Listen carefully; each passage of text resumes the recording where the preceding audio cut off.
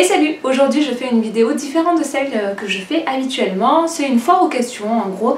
J'ai posté un message sur Instagram et pour vous demander si vous aviez des questions en particulier à me poser sur la pédagogie Montessori, l'instruction en famille ou encore d'autres sujets.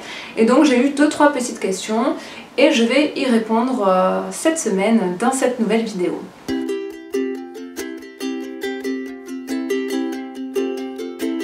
Bonjour à tous et bienvenue sur Vague d'amour, la chaîne YouTube sur la parentalité et sur la pédagogie Montessori. Si vous ne connaissez pas encore ma chaîne, je vous propose dès à présent de vous abonner et de jeter un coup d'œil aux vidéos que je propose jusqu'à présent. N'oubliez pas d'activer vos notifications si ce n'est pas fait aussi, afin d'être avisé des prochaines vidéos mises en ligne. En général, les vidéos sont en ligne chaque mercredi. Donc comme je vous disais aujourd'hui, je réponds une fois aux questions, je n'ai rien préparé, je vais regarder les questions, il y en a 2-3 il me semble, et puis je vais y répondre comme ça. Et puis si besoin, si je vois qu'il y a besoin d'une vidéo spécifique sur un sujet, je la ferai aussi. Allez c'est parti, on commence, je vais prendre la première question. Alors là j'ai quelqu'un qui me dit serait-il possible d'en savoir plus justement sur l'instruction en famille? C'est vrai que j'ai expliqué un peu ce que c'est, peut-être que cette question est en rapport avec comment ça fonctionne plutôt. Donc ça je pensais justement faire des vidéos sur le sujet pour expliquer vraiment précisément comment on déclare notre enfant en instruction en famille chaque année, qu'est-ce qui se passe durant une année d'instruction en famille, quel contrôle l'enfant et le parent va avoir, etc. Et donc je vais vous faire un petit résumé rapide en gros. Chaque début d'année, quand on commence l'année en étant en instruction en famille, avant la rentrée, le dernier jour pour faire la déclaration, c'est le jour de la rentrée maximum, on fait une déclaration d'instruction en famille auprès de la mairie et de l'académie de laquelle on dépend. Et donc c'est une simple déclaration, il existe des modèles types sur internet, notamment sur le site de l'association UNIE. Et donc c'est une déclaration toute simple où on dit j'atteste en gros que mon enfant, un tel, fera l'instruction en famille durant l'année, par exemple là ce sera 2021-2022. On envoie ce courrier en accusé de réception. Alors certains l'envoient par mail avec un accusé de réception, d'autres l'envoient par lettre. Moi l'année dernière, et même la précédente, la première année, je l'ai fait par courrier. Et l'année dernière, je l'ai fait par mail, que ce soit à la mairie ou à l'inspection nationale. Et puis, il n'y a pas eu de souci, il faut un retour des deux côtés. Et c'est l'académie qui va renvoyer un papier qui va certifier comme quoi l'enfant est, comme quoi ils ont reçu la déclaration d'instruction en famille et que l'enfant est bien considéré comme étant en instruction en famille. Il ne peut pas y avoir de refus s'il n'y a pas eu de contrôle précédemment indiquant une injonction de scolarisation. On n'est pas sous un système d'autorisation à l'heure actuelle, c'est en discussion, mais sous un régime, je dis bien, déclaratif. Donc il suffit vraiment de déclarer, en tout cas pour l'année 2021-2022, c'est comme ça. Ensuite, dans l'année, il y a des contrôles, donc un contrôle de la mairie qui est effectué tous les 2 ans, qui va être là surtout pour voir si l'enfant va bien en fait, c'est surtout ça. Et tous les ans, il va y avoir un contrôle de l'inspecteur académique et d'un conseiller pédagogique par exemple, en général ils sont 2 au moins, pour vérifier qu'il y a bien instruction au sein de la famille. Et donc si c'est la première année, voir ce qui est mis en place au quotidien et les bases qu'a l'enfant à l'heure actuelle. Et si c'est une année qui suit, voir que l'instruction est bien toujours effective et que l'enfant a donc effectué des progrès d'une année sur l'autre. Voilà. Voilà ce qu'il y a principalement. Mais voilà, je pourrais vous expliquer tout cela plus en détail si vous le souhaitez dans une autre vidéo. En tout cas, dans tous les cas, je pensais cet été vous faire 2-3 vidéos sur le sujet. Vraiment pour vous en dire plus sur l'instruction en famille. Et je pense que ça pourrait intéresser justement certaines familles parce qu'en fait, je vois tous les ans et de plus en plus qu'il y a beaucoup de familles qui se posent des questions, qui n'osent pas forcément passer le pas parce qu'ils n'ont pas assez d'informations et qu'ils ne savent pas forcément où les trouver. Donc je vais essayer de faire quelques supports, au moins vidéo, pour vous apporter des réponses. Je vais fermer un peu le volet parce que là je vois qu'il y a une forte lumière et ça va pas rendre super bien sur la caméra. Je reviens.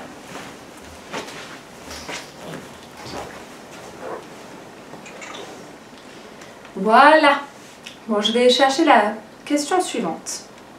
Alors une autre des questions c'est, tu as parlé dans une vidéo d'apprendre à faire du vélo, excusez-moi j'ai une notification, d'apprendre à faire du vélo sans roulette. Comment faire? Alors comment faire? Je ferai une vidéo aussi plus spécifique sur le sujet, mais en gros le principe pour moi, ce qui nous a été conseillé aussi quand on est allé acheter un vélo dans un magasin spécialisé, et ce dont j'étais déjà persuadée, c'est que les roulettes ne sont pas nécessaires au début pour apprendre à l'enfant à faire du vélo. Au contraire. Je m'explique, pour moi en tout cas, dans notre façon de fonctionner à la maison, on utilise des draisiennes dès le plus jeune âge. Enfin, souvent mes enfants ont commencé vers 1 an et demi à faire de la draisienne. Et donc ils ont rapidement acquis un bon équilibre grâce à la j'arrive pas à le dire, grâce à la draisienne. Voilà, ça va vraiment permettre de développer l'équilibre sans avoir les pédales en plus sur lesquelles se concentrer. Au début, on n'avait pas de système de frein, mais en grandissant, on a pris des draisiennes avec des systèmes de frein. C'était la marque Puki, qu'on a toujours d'ailleurs. Et donc, elles ont des freins en plus, ce qui fait que les enfants peuvent progressivement d'abord apprendre à faire la draisienne et à travailler leur équilibre. Et une fois qu'ils ont bien pris confiance en eux, en leur capacité à faire de la draisienne, ils vont pouvoir commencer à apprendre à freiner avec le même système de frein qu'à un vélo, avec la petite poignée exprès. Et donc c'est un élément de plus qui va permettre à l'enfant d'être plus à l'aise lorsqu'il va apprendre à faire du vélo. Donc il a ce frein, il a le système d'équilibre qui travaille. En plus, moi je ne suis pas sponsorisée par Puki, hein, mais Puki, vraiment, ces draisiennes, je les adore. Elles ont un système avec une plateforme certaine devant où on peut mettre les pieds et où du coup l'enfant il se pousse, il met ses pieds dessus et roule ma poule quoi, ça va tout seul. Et donc nous, ce qu'on a fait, c'est qu'une fois qu'on les a sentis prêts, vers 3 ans, on leur a acheté un vélo en fait. Et Rose, pendant un moment, Mathieu, donc mon mari, tenait le vélo et courait avec elle pour qu'elle pédale et essayer de suivre le rythme quoi. Et puis c'est notre premier enfant, donc c'était dur de lâcher prise, mais petit à petit il arrivait à la lâcher et puis ça allait tout seul. Et Gustave, un jour de lui-même, à 3 ans, 3 ans et demi, pareil, il avait sa draisienne, mais il y avait un vélo aussi dispo. Et puis un jour il dit à son papa, mais moi je sais faire du vélo à pédale, je veux faire du vélo à pédale, je sais en faire. Mon mari fait ok, bah écoute, on va essayer. Et du coup il le met sur le vélo. Il le pousse, il lâche et en fait Gustave est vraiment parti et effectivement il savait faire du vélo et il le savait déjà en fait. Il savait déjà qu'il avait cette capacité là. Il n'y a eu aucun souci et enfin nous ça nous a vraiment scié. Ce que nous a expliqué le vendeur lorsqu'on a acheté le vélo la première fois pour notre fille aînée, c'est que c'est contre-productif de mettre des petites roulettes sur un vélo. Ça ne veut pas dire que l'enfant ne va pas savoir faire du vélo sans roulette, non. Il mettra plus de temps. Mais quand un enfant est passé par ce système de draisienne et qu'il est vraiment habitué à en faire, il n'a pas besoin de petites roulettes en fait. Peut-être au début il va mettre un peu de temps, il aura besoin d'être tenu, etc. Mais rapidement, comme il a vraiment acquis cet équilibre, que c'est quelque chose dont il est habitué, ben, il va vraiment surtout avoir à apprendre à pédaler pour maîtriser son vélo. C'est surtout ça qui va être le plus important à ce moment-là. Et donc, il n'y a pas besoin de passer par les petites roulettes parce qu'il nous a expliqué que si on met les roulettes, finalement, tout ce travail d'équilibre, bon, il ne va pas être complètement perdu, mais on le sabote un peu quand même. Voilà. Donc c'est dommage. Du coup, pour moi, alors j'ai pas la science infuse, hein, c'est mon expérience et ce que j'ai pu constater. Ça rentre dans le principe de la motricité libre, hein, de toute façon. Ne pas offrir du soutien inutile à l'enfant et lui permettre vraiment de développer sa motricité en ayant pleinement confiance en ses capacités. Et donc voilà, on n'a pas mis les petites roulettes dès le début et en passant par le système de draisienne puis de vélo, ça a très bien fonctionné. Donc je ne sais pas si c'est le cas pour certains d'entre vous qui regardent ma vidéo aussi, mais si c'est le cas, n'hésitez pas à le dire en commentaire ou si vous avez un autre avis sur la question ou autre. Vraiment, je suis ouverte et très curieuse de lire vos commentaires sur le sujet. Donc on va, je crois qu'il reste une question, on va regarder ça et puis après je vous dirai au revoir et ce sera tout pour cette semaine. Ah ben tiens, la dernière vidéo porte sur le sujet du barfoot, les chaussures souples. Donc je ne sais pas si vous avez vu ma vidéo sur le sujet, si ce n'est pas le cas je vous la mets au-dessus. Et donc c'est quelle marque de chaussures conseillez-vous pour un adulte homme qui voudrait mettre des chaussures souples? Alors moi j'ai pas testé beaucoup de marques barfoot homme hein, personnellement parce que je suis une femme, mais par contre mon mari on a testé deux et donc il y a la marque Vivo Barfoot avec les Five Fingers qu'il a vraiment beaucoup aimé et dans lesquels il se sent super confortable.